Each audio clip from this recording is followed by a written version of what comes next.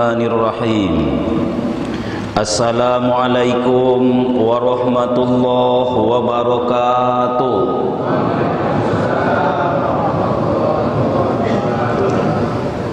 Alhamdulillahi rabbil alamin. Allahumma salli ala Muhammadin. Subhanaka la ilma lana illa ma 'allamtana innaka antal alimul hakim.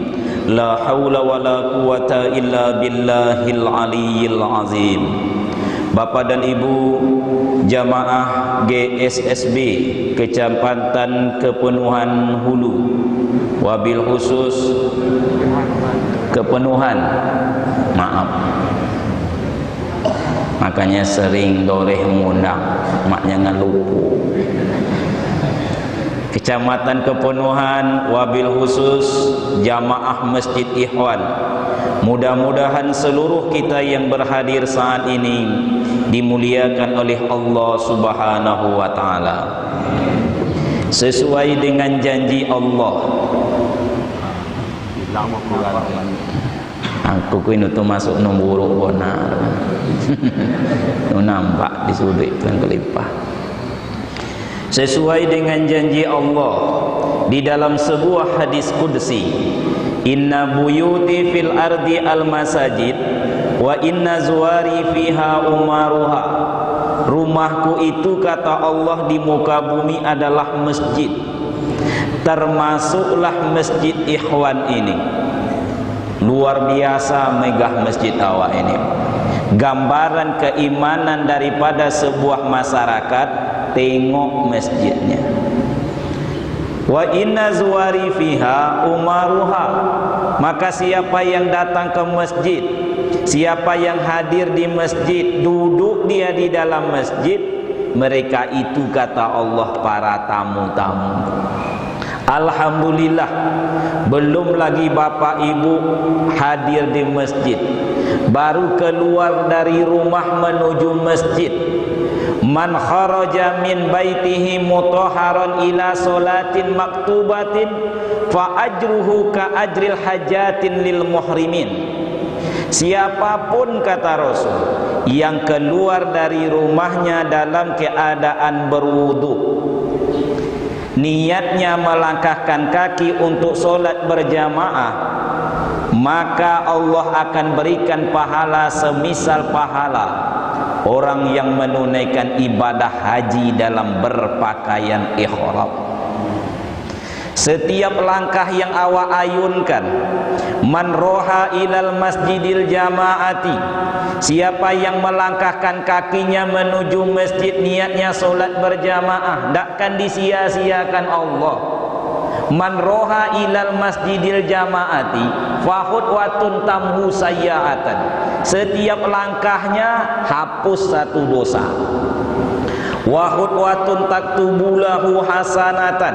Langkah kedua yang menyusul ditulis satu pahala. Watarfa'ud darajatan.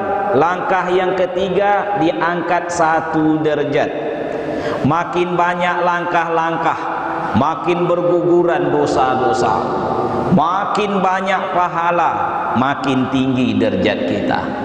Maka beruntunglah bapak ibu yang jauh dari masjid, makin banyak langkah-langkah. Kalau begitu Pak Ustaz pindah pulolah kami, mak jauh dari masjid. Ndak juga ada bapak ibu. Orang yang dekat ke masjid itu tetangga masjid. Bagus itu Pak, cuman harus cepat datang, lambat pulang. Jangan awak dokek ke masjid, lambat datang, copek pulang. Itu induk setan. Pak Ustaz, kami pakai Honda, pakai sepeda motor.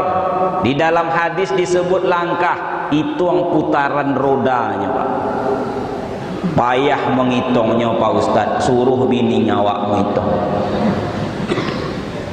Kaum muslimin, konon tah lagi sudah sampai ke dalam masjid, lalu solat subuh berjamaah. Man sholla subha fi jama'atin faka'annama qoma nisfal lail, faka'annama qoma sholla laila kullahu.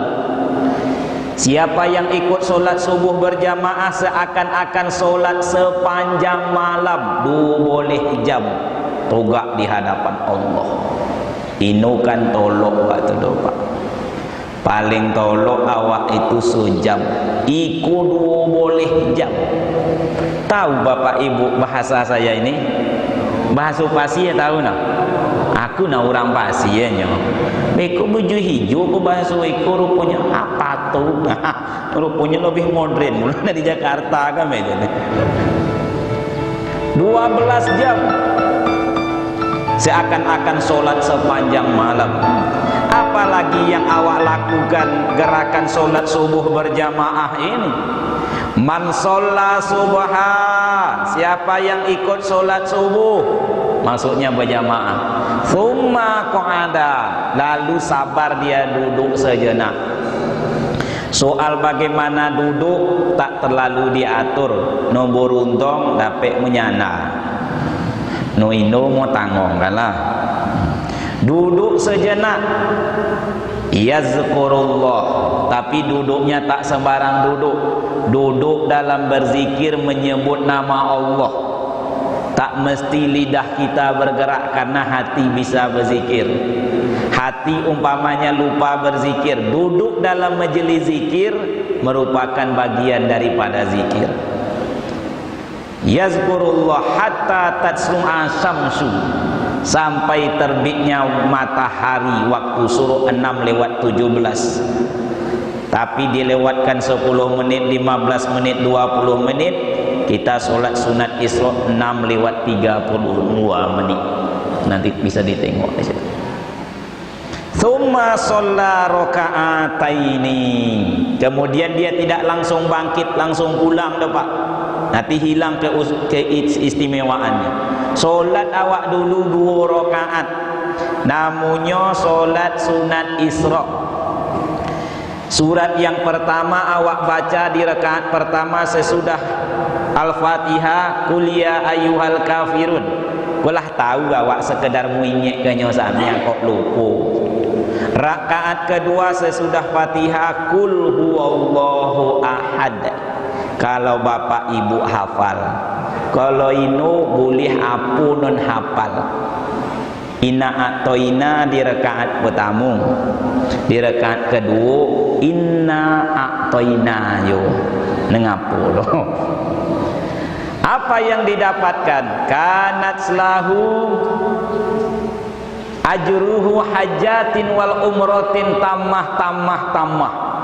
Dia pasti kata Rasul mendapatkan pahala semisal pahala orang yang menunaikan ibadah haji dan umroh. Sempurna. 3 kali Rasul menyebutkan. Jadi kalau lain gerakan solat subuh berjamaah yang digagas oleh panitia GSSB Kecamatan Kepenuhan, datanglah awak. Tiap minggu dapat ibadah umrohnya, pahalanya dapat. Kalau betul Pak Ustaz no kami perlu umroh ledo. No. Semisal pahala, tentu saja pahala umroh berbeda. Semisal Pak. Kaum muslimin, man sholla subha, siapa yang solat subuh, fahuwa zimatillah, dia pulang dalam jaminan Allah. Orang yang dalam jaminan Allah tidak boleh diusik oleh makhluk. Man sholla bardaini, siapa yang solat subuh berdingin-dingin, bersejuk-sejuk, maka Allah berjanji dakhalal jannah, besok akan dimasukkan ke dalam surga. Itulah insya Allah janji Rasulullah, ketentuan Allah yang didapat bagi orang yang mau istiqamah melaksanakan solat subuh secara berjamaah. Lalu masuk pengajian kita subuh ini. Secara umum agama kita yang mulia melarang seseorang untuk menunda-nunda sebuah pekerjaan. Di dalam pepatah Arab dikatakan la tu'akhir amala yaumi ila ghadin. Janganlah engkau termasuk orang yang suka menunda-nunda pekerjaan hari ini kau kerjakan besok-besok. Bahkan dalam bahasa orang sekarang, don't wait till tomorrow what you can do today. Pandai pula Ustaz ke bahasa Inggris. Aku kalau lah disanjung untuk tadi tu, untuk apalagi kalau disoboi mubalih kondang tambah sonik badan gunung pendek orang sore. Don't wait till tomorrow when you can do today. Nah, sambung tak arti dengan tadi. Jangan engkau termasuk menunda-nunda sebuah pekerjaan yang bisa kau kerjakan hari ini sampai besok-besok. Dari sekian banyak pekerjaan yang tak boleh awak undur-undur, yang awak tunda-tunda, yang besoklah, bekulah, sementara lain 5 pekerjaan yang betul tak boleh ditunda. Yang pertama yaitu memuliakan tamu. Jadi kalau lain tamu datang ke rumah awak, jangan dilamungai nyomong-ngomong belangau hijau. Lah ronyang duduknya itu ha.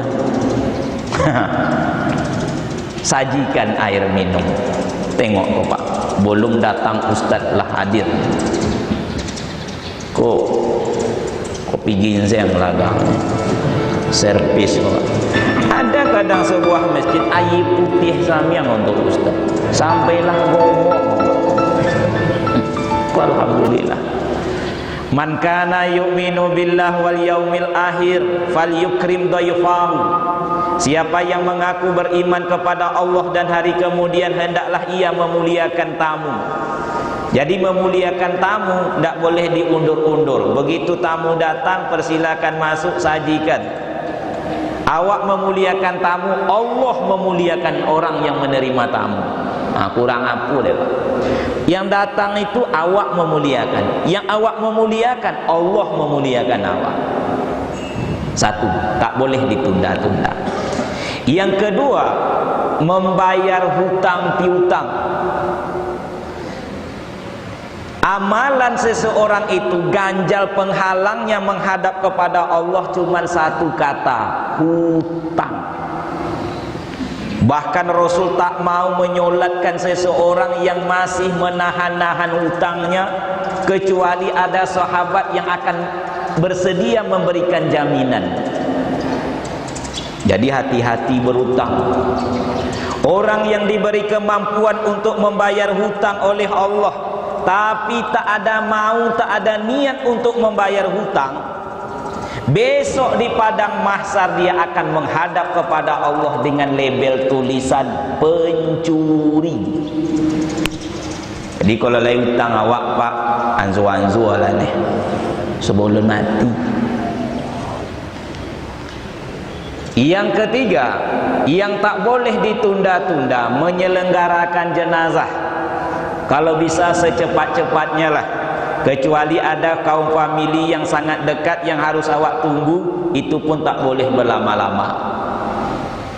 Yang keempat, menikahkan anak perempuan kalau sudah cukup usianya dan datang jodohnya.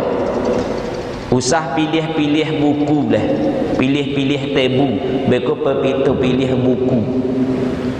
Kata Rasul, bila datang seseorang melamar yang menurut pandangan engkau baik akhlaknya, elok agamanya, terimalah copek. Mengapa demikian? Bila engkau tolak akan muncul fitnah yang sangat besar. Terima samelah. Usah ditanya di mananya kerojo. Kadang-kadang awak betul ti, beruntung si anu tu. Apa beruntungnya buat mau dapatnya calon menantu kerojo di bank.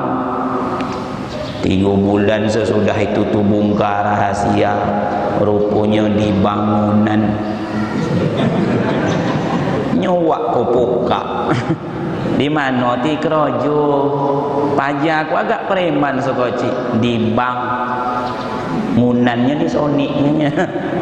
Di bank. Katuak no materi go. Ngilu karoto mau di bank ti. Maupun di bank. Nikahkanlah.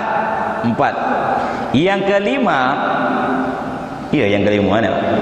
Yang kelima, segera bertobat. Tak boleh ditunda-tunda. Tapi dari kelima macam perkara tersebut, hanya satu yang terakhir inilah yang tidak bisa diwakili oleh siapapun. Kalau menerima tamu, bisa istri, bisa anak, bisa cucu, bisa kawan. Kalau membayar hutang, bisa disuruh orang lain. Tolong bayarkan hutang ayah ke si Anung kalau ayah meninggal dunia. Tapi kalau yang nomor 5 ini tak bisa diwakilkan, tak bisa disuruh kepada ahli waris, kepada tetangga, jangankan kepada tetangga, kepada istri kawan sebantal, anak yang awak gendong setiap hari pun tak bisa untuk mewakilkannya. Karena ini perkara yang sangat mendesak untuk dilakukan oleh seorang mukmin, maka ini juga yang akan kita bicarakan dalam pertemuan kita kali ini. Kaum muslimin, berdasarkan Al-Quran, surat At-Tahrim, surat yang ke-66 ayat yang ke-8, Allah menyeru, A'udzubillahi minasyaitonirrajim. Ya ayyuhallazina amanu tubu ilallahi taubatan nasuha. Duhai orang-orang beriman, kata Allah, bertobatlah kepada Allah dengan sebenar-benarnya tobat. Rasul juga memanggil, ya ayuhan nas, wahai manusia, tubu ilallah wastaghfirhu. Bertobatlah kalian kepada Allah dan selalulah beristighfar, memohon ampunan. Tobat merupakan hobi, kebiasaan, kesukaan sejak dari Nabi Adam alaihi salam sampai Nabi Muhammad sallallahu alaihi wasallam. Bahkan Rasul mengatakan, fa ini, sesungguhnya aku atubu fil yaumi mi'ata marotin. Bertobatnya itu, kata Rasul, 100 kali dalam sehari semalam.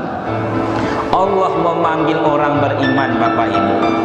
Awak kadang-kadang kalau sudah ada kata-kata tobat, itu yang terbayang adalah dosa. Iya napa? Sehingga baru tu pikir dia, awak tobatku hanya untuk orang yang berdosa. Awak alhamdulillah lah Pak Ustaz, no lewat berdosa doh. Allah tak memanggil orang yang berdosa. Duhai orang-orang yang berdosa, nolah itu doh. Sebab kalau itu yang dipanggil oleh Allah, banyak orang berdosa ni merasa inu berdosa. Kalau lah memakai kopiah putih lagang aku bojangoi, bujubah, jalan menunu. Al-Mukarram. Oh no lai berdosa oleh doh Pak. Kalau demikian tak masuk panggilan ini. Yang berdosa yang mana? Tu yang di luar sana menurut pandangan awak. Pakai baju ketat, celana lepis bocor kiri kanan. Mungkin lai tato, mungkin keroju koreh. Menurut awak mungkin itu tino berdosa. Lagang awak. Nah dosa. Kaum muslimin, Allah tak memanggil orang yang berdosa. Dalam seruan ini Bapak Ibu, Allah memanggil awak seluruhnya orang yang mengaku beriman. Nak berdosa atau tidak, merasa berdosa atau tidak, besar atau kecil, kalau dia mengaku orang beriman, penuhi panggilan. Ya ayyuhallazina amanu tubu ilallah. Kan mulai orang berdosa situ. Duhai orang-orang beriman, bertobatlah kepada Allah. Taubatan nasuha. Mengapa demikian? Karena Allah tahu orang beriman ni lain nanti do berdosa. Kullu bani Adam khata. Setiap anak cucu Adam ini pasti punya salah, pasti punya dosa. Cuma ini nampak dari luar. Kalau ditampakkan Allah dari luar, Pak, ini wak tolok keluar rumah. Kalau ditengok dari luar, tak nampaklah dosa.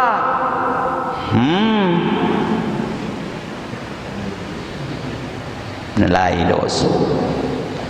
Tapi tak ada orang yang tak berdosa sengaja tak ditampakkan Allah. Kalau seandainya ditampakkan Allah, Bapak Ibu, malu dia awak hidup di atas dunia. dibuatnya keluar bonggak tu pak, bomerek dosuak tu nak bomerek. Siapa yang terlambat solat subuh, bengkaklah keningnya sebesar telur itik, langsung keluar tengok bomerek terlambat semayang subuh. Awak ketua gerakan solat subuh, kami tu di saya esok berhenti langsung.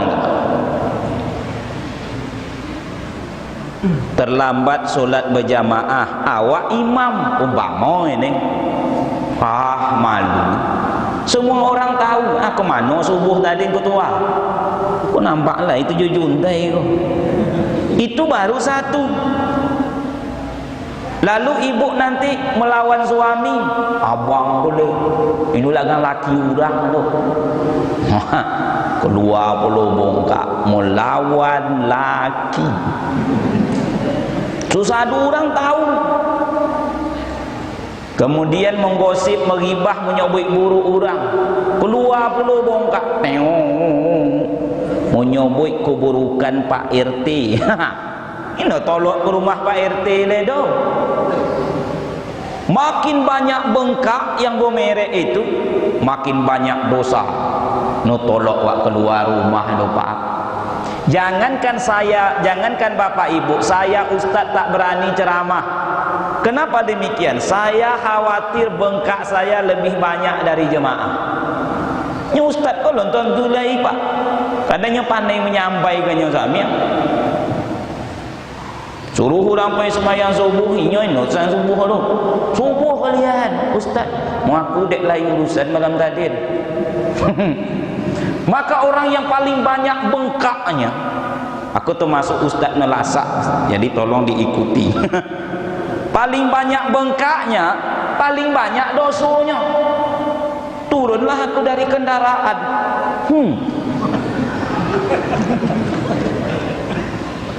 Kata panitia, ikuti Ustaz Samsul Rijal.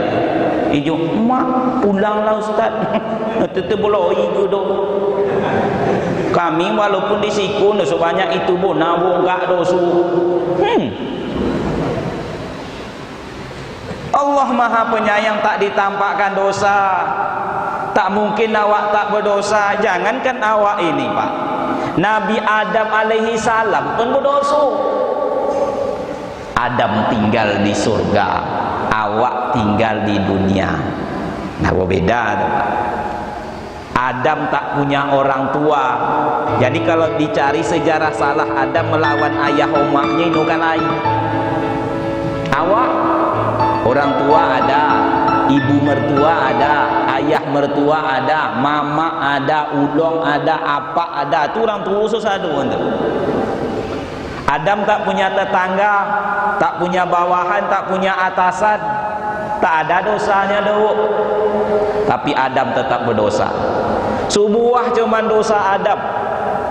Ya Adam uskun anta wa zaujukal jannah wa kula minha ragadan haitsu syi'tuma wa la taqraba hazihi sajarah fatakuna minaz zalimin. Adam, kata Allah, tinggallah engkau bersama istrimu di dalam surga.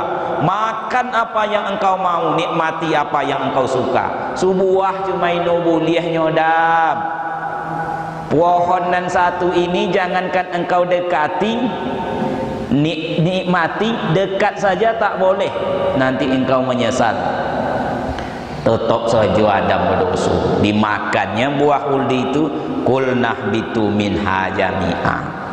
Keluar engkau dari dalam surga. Apulai awak Pak, yang punya orang tua, punya tetangga, cuman memang tak ditampakkan oleh Allah. Kaum muslimin yang berbahagia, baik dosa kita kepada Allah, dosa sesama manusia, dosa kepada lingkungan sekitar, atau dosa yang menyangkut diri pribadi di dalam Bapak. Tak ada awak ini yang tak berdosa. Untuk apa kita segera bertaubat disuruh oleh Allah untuk melakukan seruan ini? Ada 3 alasan. Yang pertama, kata Allah, kalau kalian sudah mau bertobat, duhai orang beriman, 1, tapi Allah tak sebut satunya. Iku mak sonang sampai awakmu ingatnya. Asa rabbukum ayyukaffira ankum sayiatikum. Itu yang pertama tujuannya kata. supaya Allah menghapuskan seluruh dosa-dosamu, memaafkan semua kesalahanmu, mengampuni semua dosa-dosamu. Dihapuskan. Untuk apa Pak Ustaz dihapuskan dosa tersebut? Sebagaimana Bapak Ibu dosa, konsekuensi dosa itu azab. Sebenarnya rasa sayang Allah mengalahkan kemurkaannya. Allah tuh ninyo nak muazab awak. Makanya Allah menyuruh awak supaya bertobat, lalu diampuni, bebas dari azab. Dosa yang awak hadapkan menghadap kepada Allah dengan dosa yang belum minta ampun, akibatnya terima azab. Ini bisa. Itulah dia hukum Allah. Tangan menconjang, bahu memikul. Siapa mengetam dia siapa yang menanam dia mengetam. Siapa menyemai dia menuai. Joleh tu nyoba. No bisa ino. Kalau iku abang lakukan, iku akan abang terima. Konsekuensi akibat daripada dosa yang belum awak minta ampun sama Allah, sementara Rasul tak berdosa 100 kali minta ampun, awak bergudang dosa mulai minta ampun, maka terimalah. Apa itu Pak Ustaz? Mau azab. Azab kubur, azab mahsyar, apatah lagi azab neraka. Kalau awak ino percaya dengan azab, sekali buka lembaran sejarah Rasulullah. Bukankah Rasul mengatakan orang yang di dalam kuburan ini, kata Rasul, sedang diazab oleh Allah, bukan karena dosa besar, bukan karena dosa besar, dengan dosa kecil saja. Kalau dosa kecil saja diazab, apalagi